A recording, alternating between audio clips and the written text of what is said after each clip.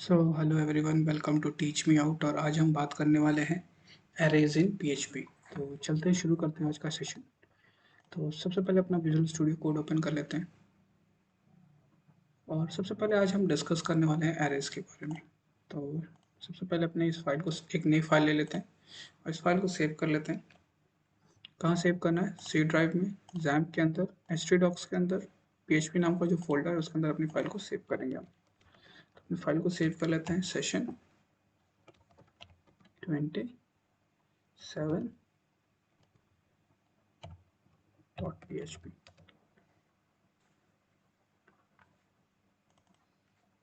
तो सबसे पहले बात करते हैं एरेज की।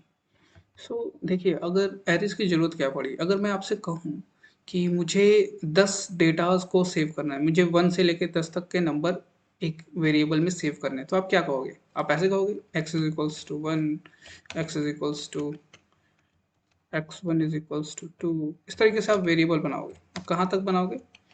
बनाते चले जाओगे जब तक आपके 10 एलिमेंट सेव करने के लिए आपको वेरिएबल ना मिल जाए। मतलब आपको x1, x2, x3, x4, x5 इस तरीके से 10 वेरिएबल्स बनाने पड़ेंगे। x9 इज इक्वल्स टू, मान लीजिए 10। तो इस तरीके से आपको 10 वेरिएबल्स बनाने पड़ेंगे। लेकिन अगर हमारे पास कोई एक ऐसा चीज हो जिससे हम क्या कर सके कि एक ही वेरिएबल के अंदर 10 डेटा को सेव कर सकें, तो उसी कॉन्सेप्ट को इम्प्लीमेंट करता है आपका एरेज। ठीक है, तो एरेज हेडिंग लिख लेते हैं, एरेज। सो यहाँ पे कमेंट लगा लेते हैं पहले।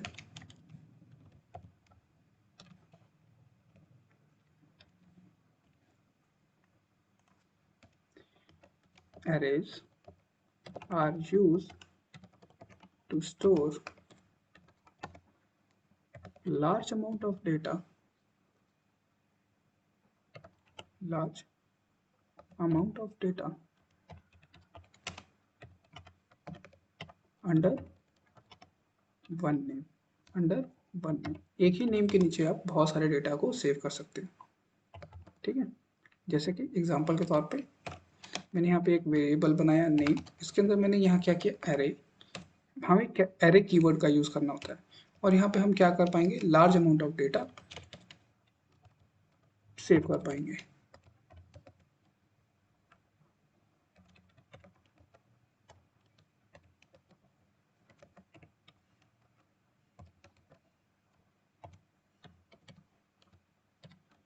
ठीक है, इस तरीके से हम लार्ज अमाउंट ऑफ डेटा एक ही नाम के अंदर सेव कर पाएंगे। ये है मेन एडवांटेज एरेज का। ठीक है, एरेज जो होती हैं, arrays are homogeneous collections. Homogeneous collections, homogeneous का क्या मतलब है कि सेम अमाउंट ऑफ डेटा आप स्टोर कर सकते हो। लेकिन पीएचपी में होमोजीनियस स्लैश हेट्रोजीनियस दोनों होती है। हेट्रोजीनियस और होमोजीनियस डेटा आप दोनों सेव कर सकते हो। ठीक है, होमोजीनियस चाहे हेट्रोजीनियस। होमोजीनियस का मतलब है कि आप एक ही टाइप का डेटा, जैसे यहाँ पे मैंने ये वाला जो एग्जांपल लिया, इसमें अनुज, पूजा, रवि, नीतू, ये सारे किस टाइप के हैं? स्ट्रिंग टाइप के हैं। सारे किस टाइप के हैं? स्ट्रिंग टाइप के।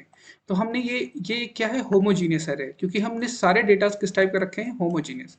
लेकिन हम यहाँ पे पीएचपी में हेट्रोजीनियस डेटा भी रख सकते हैं। ठीक है, हमने एरे कीवर्ड का यूज किया और हमने यहाँ पे देखिए मैंने लिखा अनुज, मैंने यहाँ लिखा, ठीक है, उसके बाद मैंने 100.7, हमें इसको लगाने की जरूरत नहीं है डबल कोट्स को, बिकॉज स्ट्रिंग को हमें डबल कोट्स के अंदर लिखना होता है। उसके बाद हम यहाँ पे,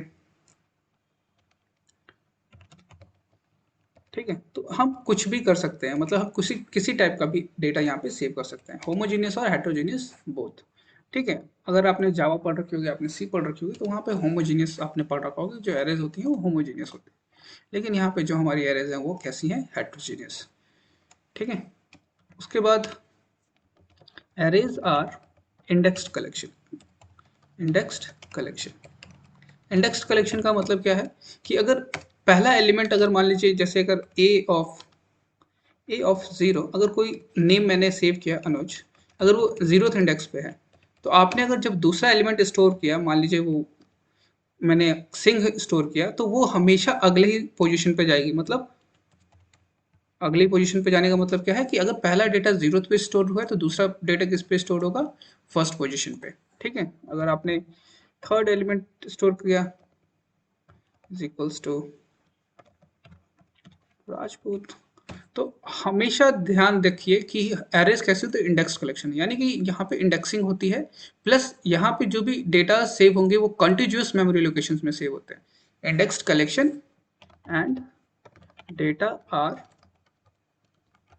saved in contiguous memory location. Continuous memory locations.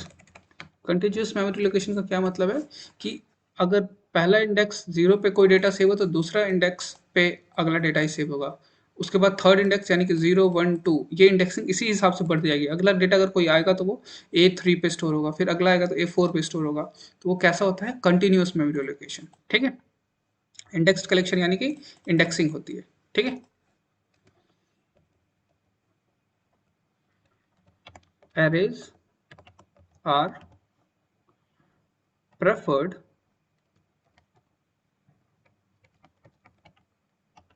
when we want to store large amount of data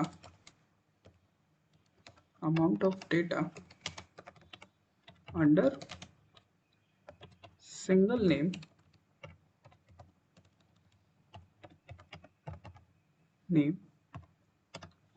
so user have to remember only one variable name. इसका फायदा क्या है कि अगर आपने एक ही नाम के नीचे अगर सारे डेटास को सेव कर रखा है तो आपको सिर्फ एक ही वेरिएबल का नाम याद रखना है। अगर हमने 1 से लेकर 100 तक के अलग अलग वेरिएबल्स बना लिए होते, A1 A2 A3 100 तक बना लिए होते, तो हमें इस तरीके से वेरिएबल्स के नाम याद रखने पड़ते हैं, 100 वेरिएबल्स के नाम।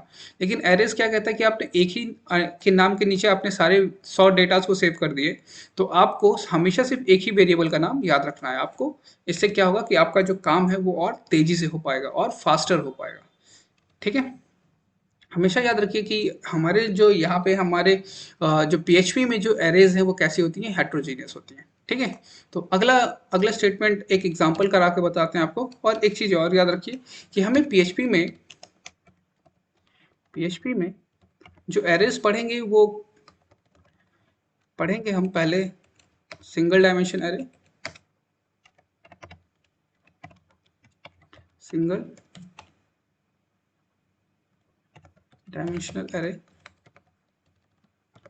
और इसको हम 1D एरे भी बोलते हैं। ठीक है, दूसरा है multi dimensional array,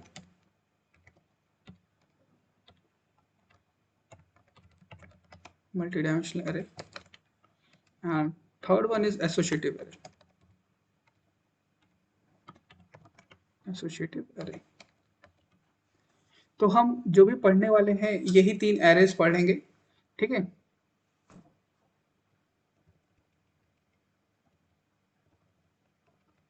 associative array. ठीक है, हम यही एरेज पढ़ने वाले हैं पूरे जो भी पीएचपी का ये जो सेशन होने वाला है उसमें हम यही एरेज पढ़ेंगे, और इन्हीं एरेज के ऊपर हम सर्चिंग, शॉर्टिंग और सारे जो भी फंक्शंस हैं एरेज के वो हम इम्प्लीमेंट करेंगे। तो चलते हैं, शुरू करते हैं। एक छोटा सा एग्जांपल कराते हैं आपको। तो यहाँ पे मैंने एक वेरिएबल या नेम इज इक्वल्स टू, हमें क्या यूज करना होता है, एरे कीवर्ड का। ठीक है, एरे कीवर्ड का यूज किया। यहाँ पे हमने एक एरे के अंदर मान लीजिए मैंने सेव कर लिया अनुज, उसके बाद अगले वेरिएबल के अंदर सेव कर लिया कुमार, उसके बाद अगले वेरिएबल के अंदर सेव कर लिया सिंह। ठीक है, तो मैंने 3 डेटास को सेव कर लिया और अगले वाले पे एक और में सेव कर लेते हैं राजपूत। ठीक है, तो मुझे अगर इस एलिमेंट्स को प्रिंट करना है तो मैं क्या यूज कर सकता हूँ, var_dump का और $name। इससे क्या होगा कि आप सारे एलिमेंट्स को प्रिंट कर पाओगे एरेज के 1 बाय 1 करके। चलिए देखते हैं var_dump क्या करता है। तो यहाँ पे हम, ठीक है, तो हम var dump लिए हैं और इसको हम करते हैं रन, और यहाँ पे हम लेते हैं XAMPP को स्टार्ट कर लेते हैं सबसे पहले। और XAMPP को स्टार्ट करने के बाद हमने यहाँ पे स्टार्ट किया अपाचे को, और गूगल क्रोम को स्टार्ट किया हमने, और लिखा हमने लोकल होस्ट स्लैश PHP, और यहाँ पे देखिए हमारा जो सेशन 27 है इसको हमने रन करा है। तो वैर डंप ने आपने लास्ट लेक्चर अगर देखा हो तो आपको पता होगा कि वैर डंप क्या करता है, टोटल नंबर ऑफ एलिमेंट्स पहले बताता है कि 4 एलिमेंट्स है इसके अंदर, एरे के अंदर। पहले इंडेक्स पे आपके पास स्ट्रिंग है एक जिसकी लेंथ है 4, फिर दूसरा है स्ट्रिंग है जिसकी लेंथ है 5 जिसका वैल्यू है कुमार, फिर अगले इंडेक्स पे 2 पे एक स्ट्रिंग है जिसकी लेंथ है 5 जो है सिंह, थर्ड इंडेक्स पे आपके पास राजपूत है जिसकी लेंथ है 6। तो हम वैरडम का यूज कर सकते हैं, नो प्रॉब्लम, लेकिन हम प्रेफर क्या करते हैं, हम प्रेफर करते हैं प्रिंट रिकर्सिव का, प्रिंट अंडरस्कोर आर, और ब्रैकेट में हम क्या यूज कर सकते हैं, नेम का। हम यहाँ पे क्या यूज कर पाएंगे, नेम का, प्रिंट रिकर्सिव, और क्या प्रिंट कर पाएंगे, नेम को। और यहाँ पे देखिए हमने फिर से रिफ्रेश किया, ये देखिए ये एकदम डिफॉल्ट तरीका है प्रिंट कराने का। 0th पे अनुज है, फर्स्ट इंडेक्स पे कुमार है, सेकंड इंडेक्स पे सिंह है, और थर्ड इंडेक्स पे राजपूत है। तो हमने आपको यही बताया था कि एरेज जो है वो कैसी हैं, इंडेक्स्ड कलेक्शन है, देख रहे हैं इंडेक्स्ड है, ये इंडेक्सिंग कहलाती है, ठीक है। कंटिन्यूअस मेमोरी लोकेशन का मतलब कि 0 1 2 3 ये कंटिन्यूअस है, अगर अगला डेटा आएगा तो वो 4 पे ही आएगा, ठीक है। और कैसी है ये जो एरे मैंने बनाई है कैसी बना रखी है, होमोजीनियस बना रखी है। मैं अब इसको हेट्रोजीनियस बना देता हूँ। मैंने यहाँ पे क्या कर दिया, एक डेसिमल पॉइंट का नंबर सेव कर दिया, और मैं करता हूँ फिर से रिफ्रेश, देखिए फोर्थ इंडेक्स पे क्या आ गया 100.7। तो आप यहाँ पे हेट्रोजीनियस डेटा भी सेव कर सकते हो, ठीक है। तो ये बहुत सिंपल सा एग्जांपल था एरेज के डेटा को प्रिंट करने का, और एरेज क्या होती हैं वो मैंने आपको बता दिया है।